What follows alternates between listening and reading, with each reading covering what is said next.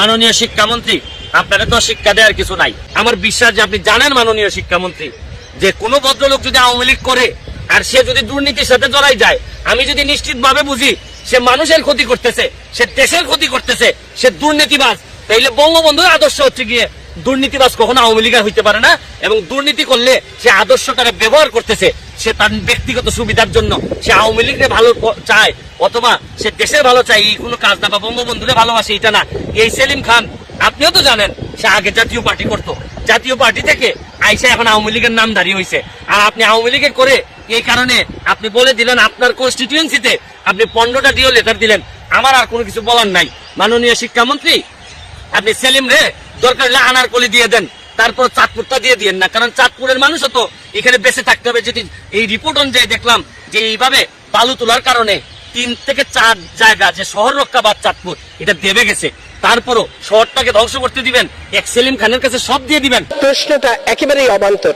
মাননীয় সংসদ সদস্য ঢালাও কথা অনেক কিছু বলা যায়, কিছু দুর্নীতির কথা বলেছেন এই প্রকল্পটিতে। এটির অবস্থা প্রায় ওই পদ্মা সেতুর মতো। তার কারণ হচ্ছে এখানে জেলা প্রশাসন থেকে প্রাক্কলন দেওয়া হয়েছে, কিন্তু সেই প্রাক্কলন যখন শিক্ষা মন্ত্রণালয়ে এসেছে আমরা এইগুলো দেখে বলেছি যে এই মূল্য হতে পারে না, অতএব সেটিকে বাতিল করে দেওয়া হয়েছে। কাজে এখানে দুর্নীতির কারো হয়তো জেলা প্রশাসনের কারো হয়তো অভিপ্রায় থেকে থাকতে পারে, দুর্নীতি হয়নি, কোনো 1 টাকা পয়সা এদিক ওদিক যায়নি। আপনাদেরকে এটি আমি নিশ্চিত করতে পারি। আমরা ব্যাপকভাবে আলাপ আলোচনা করে নানান অনুসন্ধান করে তারপরে দেই। এটা মনে রাখতে হবে, পৃথিবীর এমন কোনো পেশা নেই, এমন কোনো জায়গা নেই যেখানে ভালো মানুষের পাশাপাশি কিছু বিপদগামী মানুষও থাকে না, এমন নয়। কোনো মানুষ আপনি ভালো ভেবে কাউকে দিলেন, তিনিও ভুল করতে পারেন অনেক সময়। কাজেই অন্যায় অপরাধ কোথাও ঘটতে পারে, বিবেচ্য বিষয় যে অন্যায় অপরাধ ঘটলে ব্যবস্থা নেওয়া হচ্ছে কিনা। এই যে আইনি কার্যক্রম যে চলছে তাতে আমাদের এই আপিলটি যখনই উত্থাপিত হবে সেটির শুনানি হবে, এবং তাতে অবশ্যই শিক্ষা মন্ত্রণালয় তার যথাযথ দায়িত্ব পালন করবে। কারণ আমি ব্যক্তিগতভাবেও শুধু একজন সংসদ সদস্য হিসেবে নয়, আমি মনে করি বাংলাদেশের একজন নাগরিক হিসেবে যে কোনো নাগরিকের এই অধিকার কেউ কেড়ে নিতে পারেন না। সৈয়দ সাইদুল হক 242 হবিগঞ্জ 4, আপনার সময় 5 মিনিট। ধন্যবাদ মাননীয় স্পিকার। শুরু করিতেছি মহান আল্লাহর নামে, যিনি পরম করুণাময় এবং অত্যন্ত দয়ালু। মাননীয় স্পিকার, আমার বক্তব্যের শুরুতেই শ্রদ্ধা ভরে স্মরণ করছি 1000 বছরের শ্রেষ্ঠ বাঙালি বঙ্গবন্ধু শেখ মুজিবুর রহমান।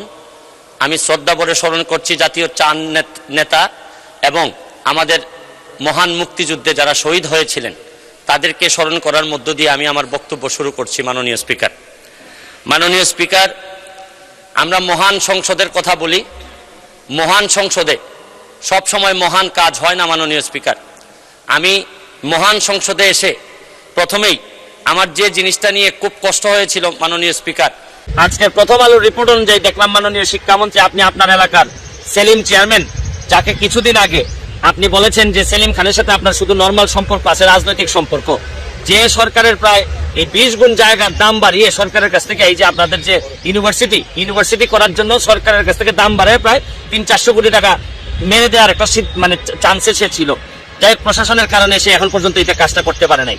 আজকে আরেকটা জিনিস দেখে মাননীয় শিক্ষামন্ত্রী আপনাকে একটা অনুরোধ করতে চাই। মাননীয় শিক্ষামন্ত্রী, আপনার এই রিপোর্টে দেখলাম আপনি এই পর্যন্ত 4-5 বছরে আপনি ডিও লেটার দিয়েছেন এই সেলিম চেয়ারম্যান, তার ভাই এবং তার ছেলের যে কোম্পানি, এদেরকে কাজ দেওয়ার জন্য এই 15টা ডিও লেটার দিয়েছেন মাননীয় শিক্ষামন্ত্রী। মানে এরা যেন কাজ পায়, ঠিক আছে, নাব্যতা বজায় রাখার জন্য আপনার মনে হয়েছে যে এরা কাজ পাইলে নাব্যতা বজায় থাকবে যদি এরা বালু তুলে। কিন্তু 15টা চিঠি দিয়ে এদেরকে কাজ দিয়ে এই যে রিপোর্টগুলো আসছে মাননীয় শিক্ষামন্ত্রী, নির্বিচারে বালু তোলায় পরিবেশ ও জীব বৈচিত্র্য বিপর্যস্ত, রাত দিন 2 শতাধিক ট্রেজারে চলে বালু উত্তোলন, আর 8 বছরে প্রায় 2800 কোটি টাকা পকেটে চলে গেছে হচ্ছে গিয়ে সেলিম খানের এই রিপোর্ট অনুযায়ী। এবং যেভাবে এই বালু তোলার যে সুবিধাটা, এটা হচ্ছে গিয়ে নির্বিচারে বালু তুলবেন, আর সেলিম খান তো এত উপরে চলে গেছে, আমি তো ভাবছিলাম যে সেলিম খান ছোট্ট চেয়ারম্যান আপনার এলাকার, কিন্তু আপনার বদান্যতায় বা আপনার এই ছায়া থেকে এই সেলিম যে বহুদূর চলে গেছে। 2800 কোটি টাকা যদি তার পকেটে গিয়ে থাকে বালুর মারফতি, তাহলে এখন আমি আপনারা যে অনুরোধ করবো যে সেলিম সাহেব একটা জিনিস বলেন যে হে সেলিম, তোমার 15টা ডিও দিছি, এখন আপাতত একটা রিকোয়েস্ট করতেছি সেলিম, একটা ডিও লেটার দিয়ে রিকোয়েস্ট করতেছি যে তুমি বালু নিছো, এখন চাঁদপুরটারে নিয়ে যাও না। চাঁদপুরটারে তো ধ্বংসের দিকে নিয়ে যাচ্ছেন এই সেলিম খান এবং সেলিম খানের পরিবাররা। দেখেন আপনি আশ্চর্য হবেন যে এই সেলিম খান 2800 কোটি টাকা যদি শুধু বালু থেকে বানাইতে পারে, আবার আপনি বলছেন যে সেলিম খান আওয়ামী লীগের লোক, এই জন্য আপনি যোগাযোগ রাখতেছেন। আমার বিশ্বাস যে আপনি জানেন মাননীয় শিক্ষামন্ত্রী, যে কোনো ভদ্রলোক যদি আওয়ামী লীগ করে আর সে যদি দুর্নীতির সাথে জড়াই যায়, আমি যদি নিশ্চিত ভাবে বুঝি সে মানুষের ক্ষতি করতেছে, সে দেশের ক্ষতি করতেছে, সে দুর্নীতিবাজ, তাইলে বঙ্গবন্ধুর আদর্শ হচ্ছে গিয়ে দুর্নীতিবাজ কখনো আওয়ামী লীগের হইতে পারে না। এবং দুর্নীতি করলে সে আদর্শটারে ব্যবহার করতেছে, সে তার ব্যক্তিগত সুবিধার জন্য সে আওয়ামী লীগকে ভালো চায় অথবা সে দেশের ভালো চায়, এই কোনো কাজ না, বা বঙ্গবন্ধুরে ভালোবাসে এটা না। এই সেলিম খান আপনিও তো জানেন সে আগে জাতীয় পার্টি করতো, জাতীয় পার্টি থেকে আইসা এখন আওয়ামী লীগের নামধারী হয়েছে। আর আপনি আওয়ামী লীগের করে এই কারণে আপনি বলে দিলেন আপনার কনস্টিটিউয়েন্সিতে আপনি 15টা ডিও লেটার দিলেন।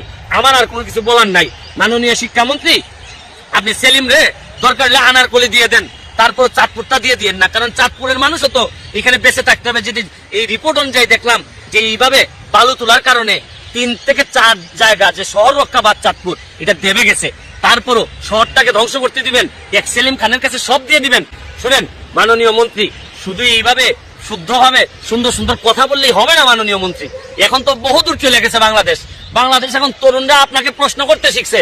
আমার মতো সামান্য একজন লোক আপনারা তারা লাইভে বলছি যে আপনি গত লাইভে আমি বলছি যে সেই মনি এন্ড সেই মনি ইওর ফ্যামিলি, আমি তো বারবার বলার চেষ্টা করতেছি যে এখন আমরা প্রতিবাদ করতে শিখছি। শুধু এই কথা আর এই কথা বলে এখন আর বুঝাইতে পারবেন না।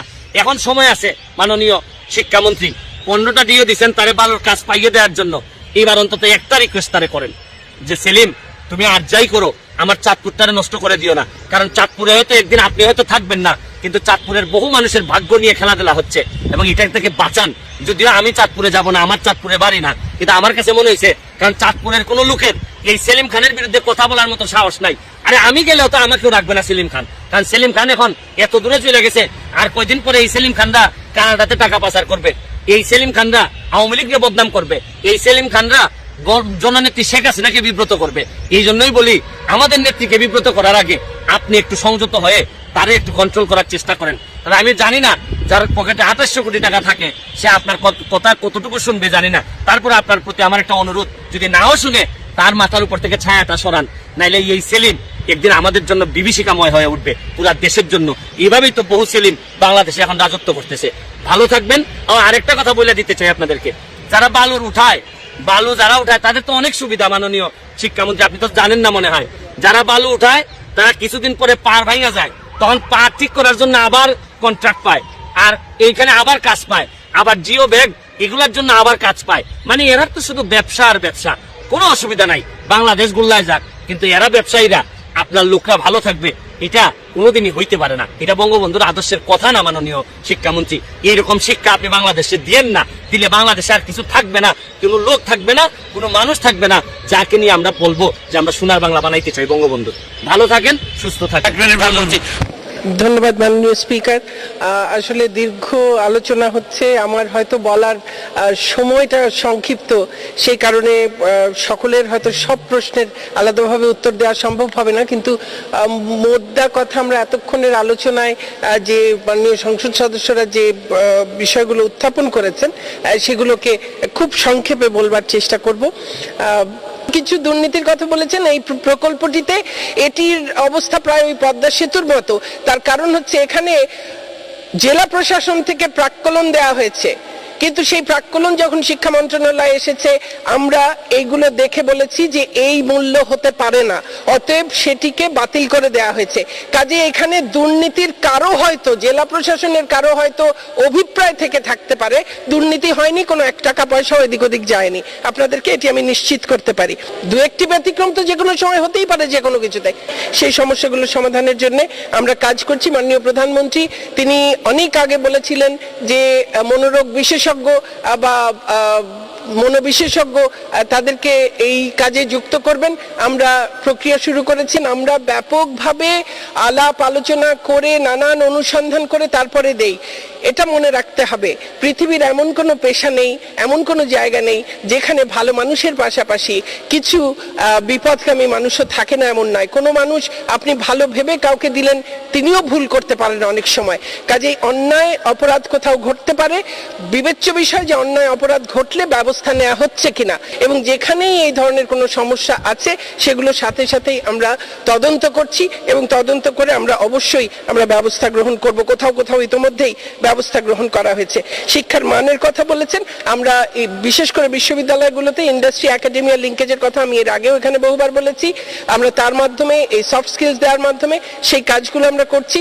ইনশাআল্লাহ আমাদের দেশের বিশ্ববিদ্যালয়গুলো বিশ্ব র্যাঙ্কিং এ না যাওয়ার অনেকগুলো কারণ রয়েছে, আজকে সময় সংক্ষিপ্ত আমি বলতে পারবো না, তবে আমরা সেই উদ্যোগগুলোও নিচ্ছি যেন এরপরে বিশ্ব র্যাঙ্কিং এ আমাদের বিশ্ববিদ্যালয়গুলো বিবেচিত হয়। আর আমাদের একজন মাননীয় সদস্য বলেছেন যে অনার্স শিক্ষা যেন বন্ধ করে না দিই।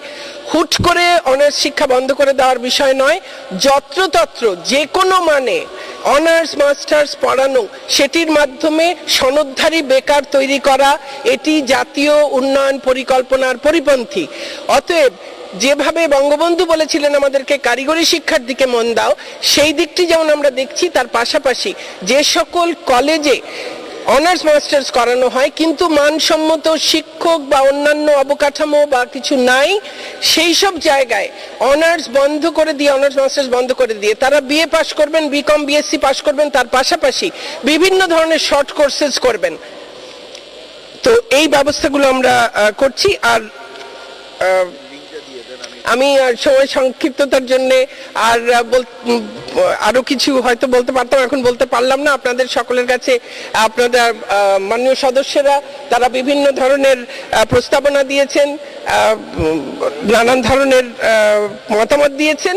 আমাদের পক্ষে, শিক্ষা মন্ত্রণালয়ের পক্ষে সকল সংসদ সদস্যের নিজ নিজ এলাকায় শিক্ষা প্রতিষ্ঠান উন্নয়ন সহ নানান কাজে যেখানে যতটুকু সহযোগিতা প্রয়োজন আমরা আন্তরিকতার সঙ্গে সেই চেষ্টা চালিয়ে যাচ্ছি। মাননীয় প্রধানমন্ত্রী আমাদেরকে এই কারণে যথেষ্ট পরিমাণ বরাদ্দও দিচ্ছেন।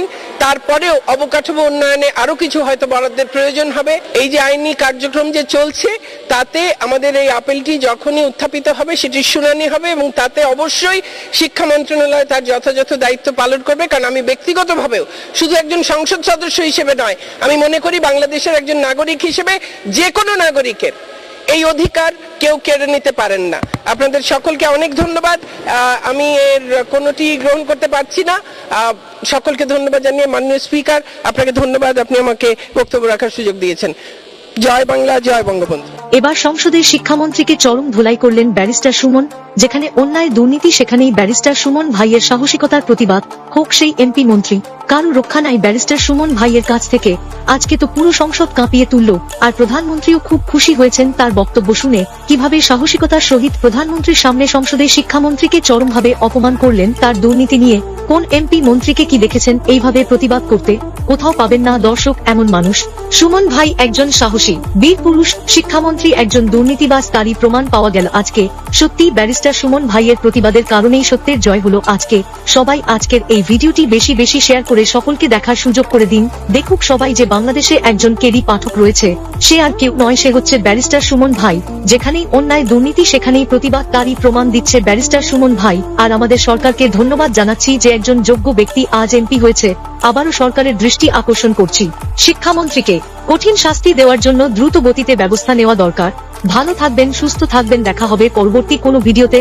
আর আপনি এই চ্যানেলে নতুন হয়ে থাকলে এখনই সাবস্ক্রাইব করে রাখুন সবার আগে সত্য তথ্য পেতে।